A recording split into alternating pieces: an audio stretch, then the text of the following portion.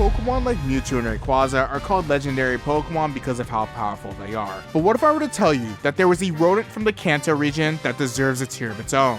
This is the story on how Ash's Pikachu, who was once a weak and useless Pokemon, rose to the occasion and gained the power to become one of the strongest in his universe. But to understand where this all started, we have to take it back to the Kanto region, where Pikachu wasn't even Pikachu, where he first started off as a Pichu. When Pikachu was a baby Pokemon, he was all alone, abandoned by his group because his electricity was unpredictable and uncontrollable. While Pikachu was roaming around by himself, he bumped into a group of Coughings, which ended up poisoning him and dropping him down a mountain, where he landed into the arms of a Kangaskhan. And ever since then, they were locked in. Kangaskhan treated Pichu as one of her own, since Pichu was a baby Pokemon that was abandoned and it would be cruel to just leave him out by himself. Pichu also considered these Kangaskhan's his family, since they ended up bonding really well together after traveling for so long, and even considering the baby Kangaskhan its little brother. Even though everything seemed fine, there was one major problem the mother Kangaskhan was hiding from Pichu. And it's the fact that mother Kangaskhan's are only meant to be taking care of one baby Pokemon. The mother Kangaskhan was getting really tired carrying around two baby Pokemon and even having to split the food resources amongst two Pokemon. And Pichu started taking note of this and even started feeling really bad for being around the Kangaskhan and tried to leave, but the mother Kangaskhan, regardless of all this, still wanted to take care of Pichu and would never let him leave since she realized that he needs a home. Later that night, Kangaskhan brought Pichu and her baby into a cave so they could get some rest, and that night Pichu made the tough decision. Pichu thought that he would be better off leaving them so that the baby Kangaskhan could get all the nourishment and attention that it needs, and Pichu should just go back to the wild. So sadly that night, that's what Pichu did. He left his brother and mother without saying anything and just waved goodbye. And through all this emotional build-up, the Pichu evolved into the Pikachu that we know and love today, because Pichus evolved through their happiness level and Pikachu was feeling a lot of grave emotion while leaving his mother. So fast forwarding a bit between now and the first episode of the first Pokemon anime, which is about 6 years, Professor Oak catches Pikachu. And on Ash's first day for becoming a Pokemon trainer, he misses the opportunity to get his starter Pokemon and he gets left with Pikachu, and he was held off for a reason. I don't know what Pikachu saw between leaving Kangaskhan and now, but he's very angry and doesn't have the same personality. He's just stubborn and useless and doesn't want anything to do with Ash, and he also gained a bit of weight. On their first adventure, Ash and Pikachu were roaming around and they encounter a Sparrow. Pikachu uses Thunder Shock on the Sparrow, and Sparrow is a sore loser and calls his gang to back them up. And these Sparrows have shooters because the second they caught up to Pikachu, they jumped him and tried to kill him. Even though Ash just met Pikachu, he vows to save Pikachu from this situation, but Pikachu doesn't care about Ash and tries to run ahead but gets jumped even more. Ash picks up Pikachu, who got knocked out by the Sparrows, and jumps down a river so the Sparrows wouldn't follow them. At the end of this river, they end up meeting Misty, and Misty sees Pikachu's condition and says they immediately need a doctor. But in the corner of Ash's eyes, the Sparrows are still chasing after these kids, so Ash steals Misty's bike to try to get away, and I didn't know Ash was cold like this. While Ash is riding this bike, it starts raining and Pikachu is holding on to his dear life. The Sparrows are still chasing this 10-year-old kid and a dying rodent. The Sparrows catch up to Ash and start pecking him, which makes him fall off the cliff and lose the bike. Pikachu also falls off the bike and has no energy left. Ash is out of all his options, except one.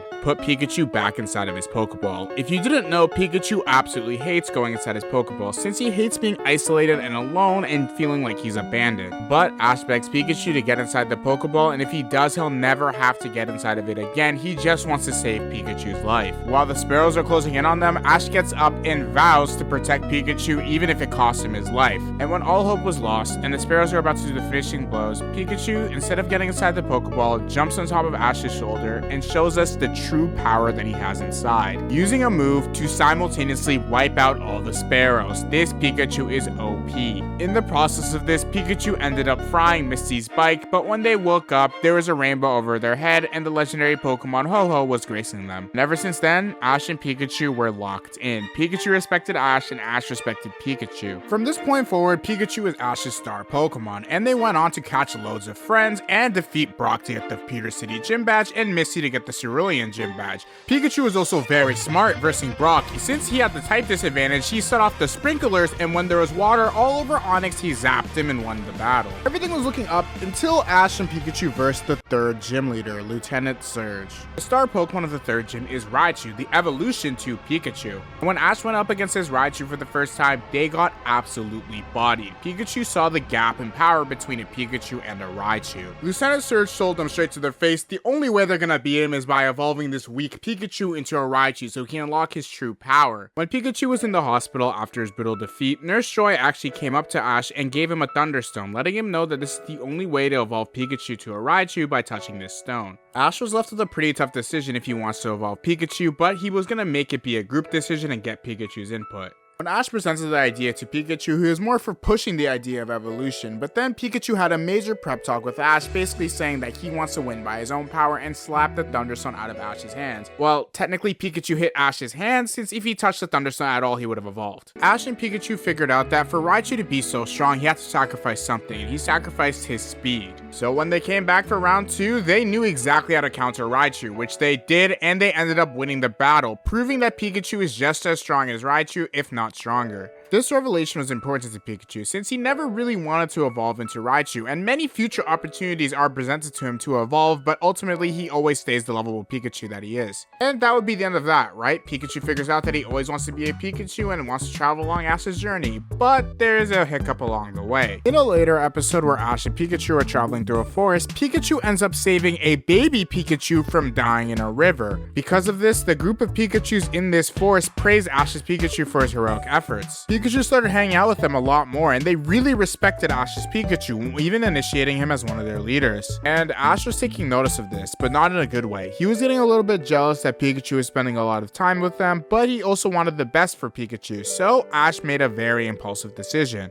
That night, without even discussing it to Pikachu fully, he just tells Pikachu he's gonna leave him here so he can spend time with the Pikachus in the wild, since that's where he belongs, and he's gonna leave and continue his journey. Brock and Misty were super confused by Ash's actions, and Pikachu was the most confused, since yeah, he did like the wild Pikachus, but Ash was always his #1 priority. So while Ash was leaving in a pretty emotional scene, Pikachu subverted his expectations by deciding to come along with Ash, and the wild Pikachu ended up saying goodbye to our Pikachu. It was a really heartwarming scene, and it proved that Ash and Pikachu's bond cannot be broken. This was proven even further in the Pokemon movie, where, if you didn't know, Ash died and got turned to stone, but Pikachu and the rest of the Pokemon's tears were so powerful that it was able to dissolve Ash from turning into stone and bring him back to life. After all that, through thick and thin, Ash and Pikachu were able to gather all 8 gym badges so they'd be able to enter the Indigo League while having stalkers on their tail. But I'll make a video on these guys later. After this, Ash and Pikachu entered the Indigo League, and as most of us know, Ash lost it, and he went into a pretty depressive slump. But the only Pokemon that was able to cheer Ash up and make him bounce back from this depressive slump was Pikachu, kind of a full circle of their entire journey, since in episode 1 it was Ash dedicating himself to Pikachu,